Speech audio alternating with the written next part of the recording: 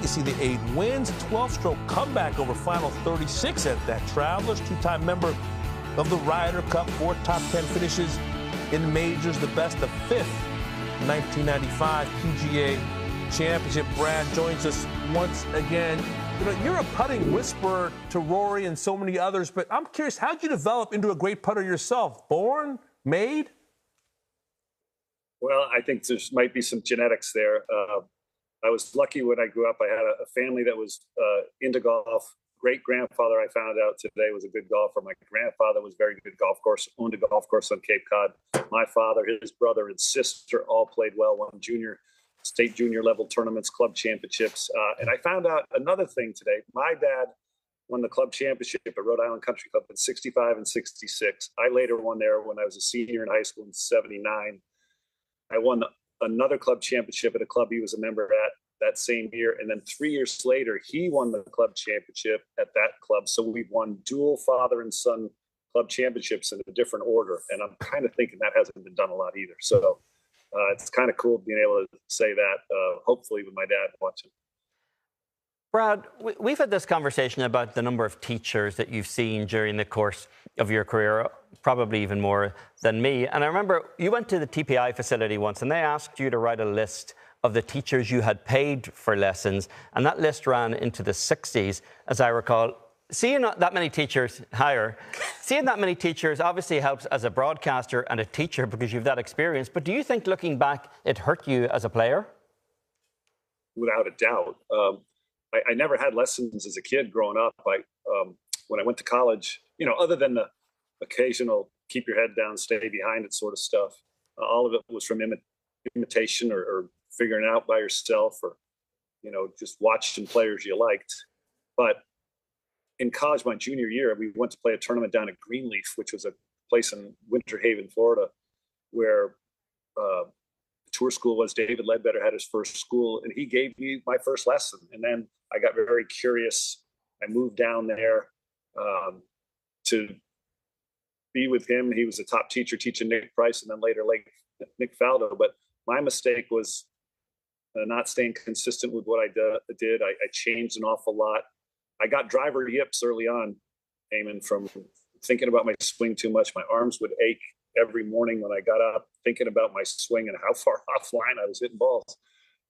And finally kind of narrowed it down. But I had some great teachers over my life. I don't think I'd do it over again. If I was telling somebody that I was trying to coach, I wouldn't do it the way I did. But every experience I had was valuable. And I think I paid over 75 different instructors for lessons. I'm sure I missed a few on that long list, but the statute of limitations expired. If somebody's taught me and I haven't paid them, I'm not paying them anymore. Well, there's a rumbling of expectation for Rory McIlroy this season, as you know. What are you expecting out of Rory McIlroy?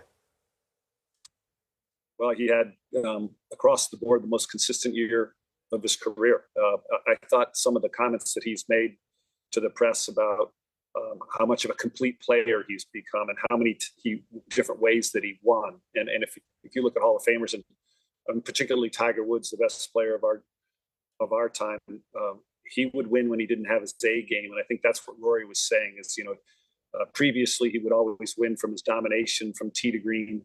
And he said several times this year he won when parts of his game were a little bit wayward, and he won with good iron play. He won with scrambling around the green, and he won a few times with how well he putted. I'm proud, you know, to be part of his team because he's such a great man.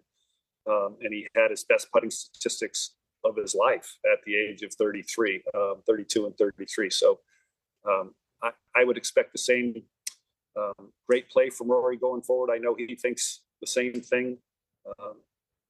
Every part of his game looks good. I don't think he's struggling to look at things that he has to do a lot better. As a matter of fact, I'm sure he's not. And if he just stays on the same course that he's been on, he's going to be tough to beat. Brad, Rory's been front and centre in a lot of the controversy around this game in terms of the division that's in the golf landscape these days. You competed against Greg Norman. You've known him a long time. You've worked with him. I'm curious if your relationship with him has changed over the last few years, or how you look upon the division that's out there in the golf world these days. I mean, Greg Norman was a huge influence in my life, Eamon.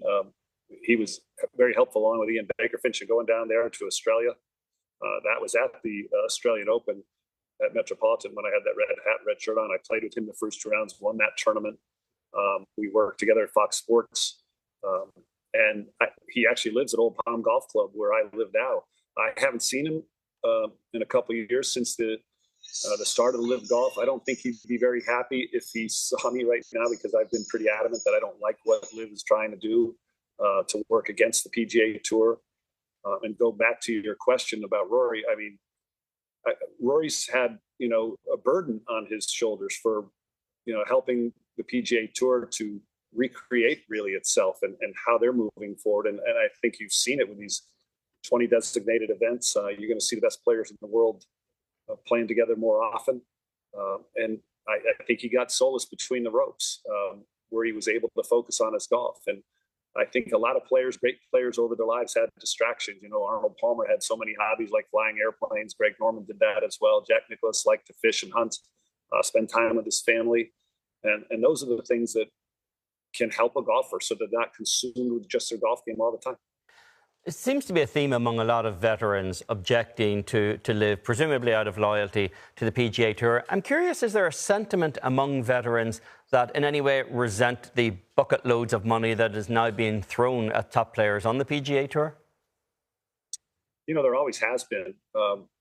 When I started off, I think that the players in my generation, I'm 61 years old, when I started playing with players like a Tom Weiskopf, Tom Watson, they thought it was ridiculous what they were making compared to, say, Jack Nicklaus or Sam Snead or Ben Hogan, and that kind of jumps forward, and it's kind of relative to each of those generations, isn't it? Where you can see Nicklaus won his 82 tournaments and only made $5 million plus career earnings, and now guys finish.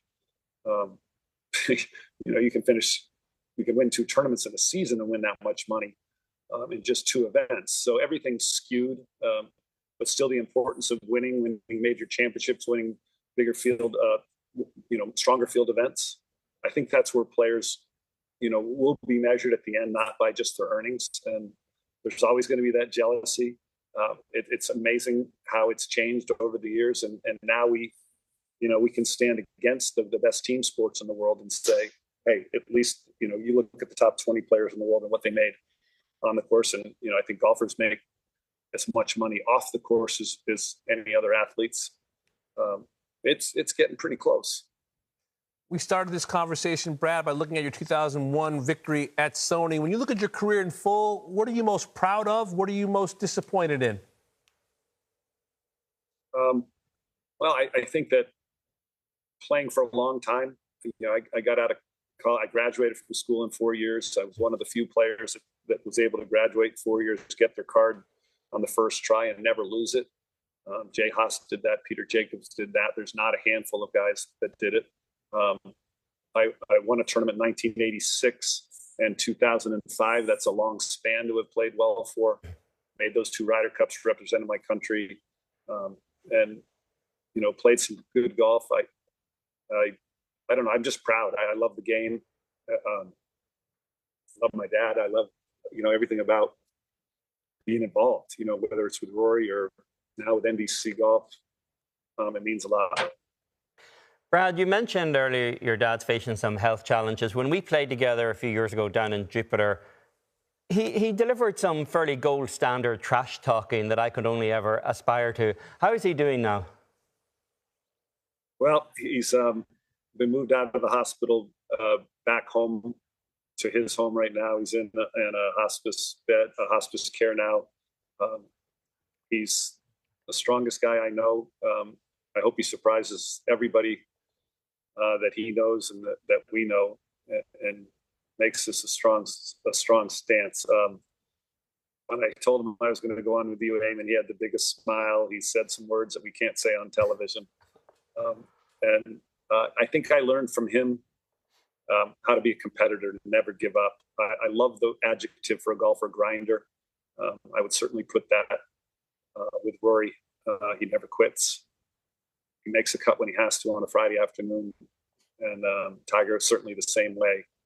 But I felt like I never quit. So I don't know if I answered that question well. Your parents raised a terrific golfer and, more importantly, a terrific man. Brad, we're thinking about you and your father. Thanks so much for joining us today. Eamon, always great to join you. Eamon, thank you. And as we head to break, here's another look at one of the best putters Rhode Island has ever produced, sitting alongside his son.